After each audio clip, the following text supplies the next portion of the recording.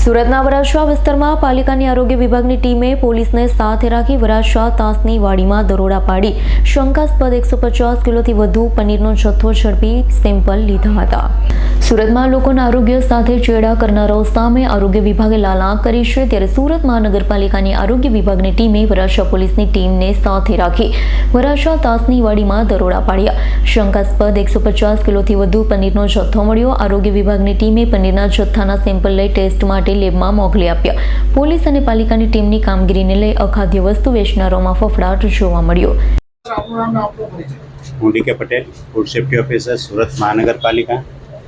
Sir, Varachha વિસ્તારમાંથી કઈ પનીરનો duplicate paneer જપ્ત કરવામાં આવ્યું છે, કેટલો માલ છે અને કઈ રીતે કાર્ય છે?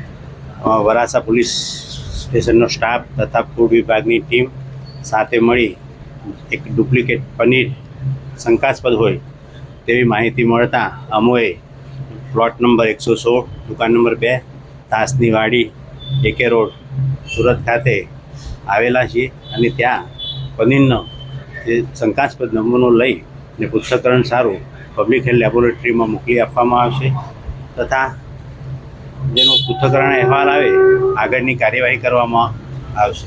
કેટલો માલ છે? આશરે 150 કિલો જેટલો પનીરનો જથ્થો છે। Bureau report S9 news Surat. અમારી તમામ માહિતીથી અપડેટ રહેવા માટે જોડાયેલા રહો S9 ન્યૂઝ સાથે।